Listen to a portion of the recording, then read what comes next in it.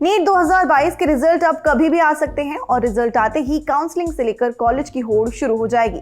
इस बीच कुछ छात्र ऐसे भी होंगे जो सिलेक्ट नहीं हुए होंगे और उन्हें अपने लिए आगे का रास्ता फिगर आउट करना होगा। नीट रिजल्ट neet.nta.nic.in पर रिलीज होंगे, जहां आप अपने नतीजे, स्कोर और रैंक चेक कर सकेंगे। अगर आप ये एग्जाम पास कर लेते हैं तो आपको एडवांस में कॉन्ग्रेचुलेशंस, लेकिन अगर ऐसा नहीं भी होता है तो लोड मत लीजिएगा। सुना है ना आपने, एक रास्ता बंद होता है तो दो नए खुल जाते हैं, बस इधर उधर देखने की जरूरत होती है। तो रिजल्ट से घबराएं नहीं, क्योंकि आज रंग रोड शो में हम आपको ये भी बताएंगे कि अगर आप सिलेक्ट हुए तो आपके पास क्या क्या ऑप्शन है, और ये भी कि अगर आप नहीं हो पाए तो फिर आपके पास क्या क्या ऑप्शन होंगे। नमस्कार, मैं हूं मानसी और चलिए आज का रंग रोड शो शुरू करते हैं।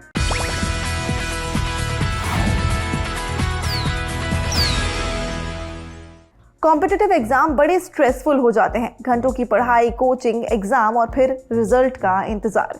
धड़कनें तेज रहती हैं और रिजल्ट वाले दिन तो ऐसा लगता है कि आज या तो आर या फिर पार की स्थिति है। मैंने खुद साल 2013 में पहली बार जो नीट का एग्जाम हुआ था वो दिया था, इसीलिए एक्सपीरियंस एकदम फर्स्ट हैंड आपको बता रही हूँ।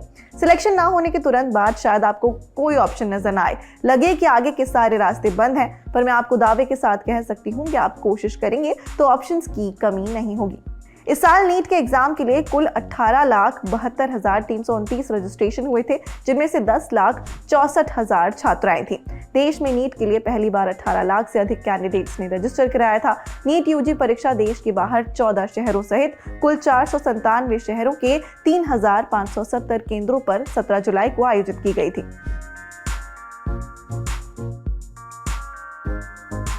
नीट यानी कि national eligibility cum entrance test.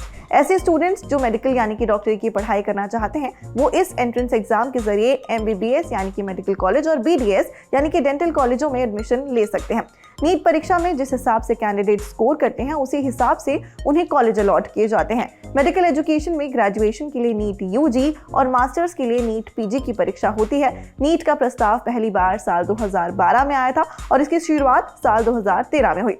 NEET परीक्षा का उद्देश्य देश में एमबीबीएस और बीडीएस कोर्सेज के एडमिशन प्रोसेस को व्यवस्थित करना था। इसलिए पूरे देश में मौजूद कई मेडिकल परीक्षाओं को हटाकर नीट परीक्षा शुरू की गई थी। इससे पहले मेडिकल छात्रों को भारत में विभिन्न मेडिकल प्रवेश परीक्षाओं को अलग अलग तरीके से देना पड़ता था। इसके अलग अलग फॉर्म भरने होते थे।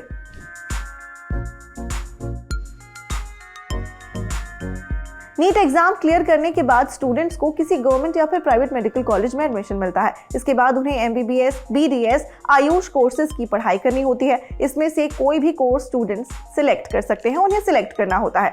रिजल्ट के बाद एनटीए नीट के लिए काउंसलिंग शुरू करती है, जिसमें आप अपने कट ऑफ के आधार पर अपने लिए कॉलेज चुन सकते हैं। आप अपने लिए कॉलेज और कोर्सेज के लिए प्रायोरिटी के आधार पर एक लिस्ट जरूर तैयार कर लीजिएगा, ताकि काउंसलिंग के समय आपको कॉलेज चुनने में आसानी हो। देश भर के सरकारी मेडिकल कॉलेजों की 15% सीटें ऑल इंडिया कोटा यानी कि AIQ के लिए रिजर्व होती हैं। बाकी 85% सीटों पर स्टेट कोटा के जरिए भर्ती होती है। अब ये ऑल इंडिया कोटा और स्टेट कोटा क्या है? 22 जून 1984 को सुप्रीम कोर्ट ने एक फैसला सुनाते हुए ऑल इंडिया कोटा की व्यवस्था लागू की थी, ताकि राज्यों को उनकी सीमा में आने वाले मेडिकल कॉलेजों में डोमिसाइल और रेजिडेंस के आधार पर 100% सीटें रिजर्व करने से रोका जा सके, ताकि जहां अच्छे इंफ्रास्ट्रक्चर या फिर अच्छे मेडिकल कॉलेज नहीं है, वहां के मेधावी छात्रों को दूसरे राज्यों में पढ़ने का मौका मिले। इसके बाद सभी राज्यों में मेडिकल कॉलेजों में 15% अंडर ग्रेजुएट सीटें और 50% पोस्ट ग्रेजुएट सीटें ऑल इंडिया कोटे के लिए रिजर्व कर दी गई। जैसे मान लीजिए कि किसी राज्य के एक मेडिकल कॉलेज में अंडर ग्रेजुएट यानी कि एमबीबीएस की 100 सीटें हैं, तो उसमें से 15 सीटों पर एडमिशन की प्रक्रिया केंद्र सरकार पूरा करती है। राज्य सरकार के मेडिकल कॉलेज की ये सीटें केंद्र सरकार के नियंत्रण में होती हैं। ऑल इंडिया कोटे के अंतर्गत आने वाली इन सीटों पर किसी भी राज्य के स्टूडेंट्स एडमिशन ले सकते हैं। इन 15% सीटों को सरेंडर्ड सीट भी कहा जाता है। बाकी 85% सीटों को राज्य सरकारें अपने नियम और कानून के हिसाब से भर सकती हैं और उन पर एडमिशन दे सकती हैं। एक और जरूरी बात, जम्मू कश्मीर के उम्मीदवार नीट 2022 के ऑल इंडिया कोटे की काउंसलिंग में भाग नहीं ले सकेंगे। ऐसे उम्मीदवारों को नीट 2022 में राज्य कोटे के माध्यम से आवेदन करना होगा। भारत के टॉप 10 मेडिकल कॉलेजों की लिस्ट पर हम पहले ही एक वीडियो बना चुके हैं, आप डिस्क्रिप्शन में जाकर इसे देख सकते हैं। नीट में सिलेक्शन हो जाने के बाद आप इसके जरिए भी कई कोर्सेज में एडमिशन ले सकते हैं। यदि आपको अच्छे एमबीबीएस कॉलेज में एडमिशन ना मिला हो या आप नहीं लेना चाहते हो तो भी आप वेटरनरी काउंसिल ऑफ इंडिया द्वारा कराए जाने वाले वेटरनरी कोर्सेज में एडमिशन ले सकते हैं। इसके लिए कई सारे कॉलेजेस भी हैं। इसके अलावा आपका सिलेक्शन हो गया है तो आप BAMS यानी कि bachelor of Ayurvedic medicine and surgery, BHMS यानी कि bachelor of homeopathic medicine and surgery और BUMS यानी कि बैचलर ऑफ यूनानी मेडिसिन एंड सर्जरी जैसे कोर्सेज में भी एडमिशन ले सकते हैं।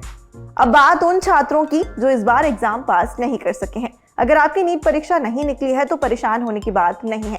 एग्जाम में एज लिमिट नहीं है और आप पढ़ाई कभी वेस्ट नहीं जाती है, तो आप चाहें तो एक और प्रयास कर सकते हैं। पर अगर आपको लगता है कि अब आप कुछ और करना चाहते हैं तो मेडिकल की फील्ड में ही आपके पास बथेरे ऑप्शंस हैं, जैसे कि नर्सिंग, फार्मेसी, फिजियोथेरेपिस्ट, साइकोथेरेपिस्ट जैसे तमाम ऑप्शंस, जिनकी पढ़ाई के लिए बिना नीट के एडमिशन आसानी से मिल जाता है। पैरामेडिकल ब्रांचेस ऐसी हैं जिसमें आप इक्वली सेटिस्फाइड रह सकते हैं। ऑब्वियसली मेडिकल डेंटल तो नीट के थ्रू हो ही जाता है, बट उसके अलावा ऑक्यूपेशनल थेरेपी है, फिजियोथेरेपी है। आजकल नर्सिंग बहुत बड़ा एक कंपोनेंट है, क्योंकि अल्टीमेटली हम लोग जब ट्रीट करते हैं पेशेंट को तो एज ए टीम करते हैं, तो nurses are equally a part of the team, और उसमें भी बहुत अपॉर्चुनिटीज़ हैं।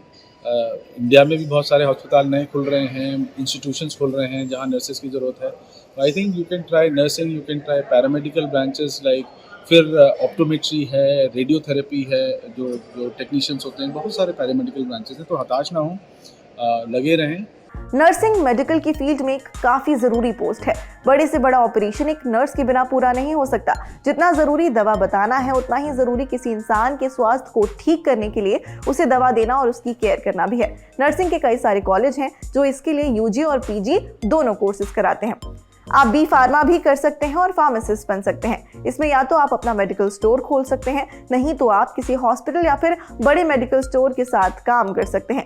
दवाओं की समझ हो जाती है और मार्केटिंग जैसे प्रोफेशन में इंटरेस्ट है तो बेसिक मार्केटिंग का कोर्स कर आप MR यानी कि मेडिकल रिप्रेजेंटेटिव भी बन सकते हैं। इसके अलावा आप इस कोर्स के जरिए chemical technician, drug inspector, health inspector भी बन सकते हैं।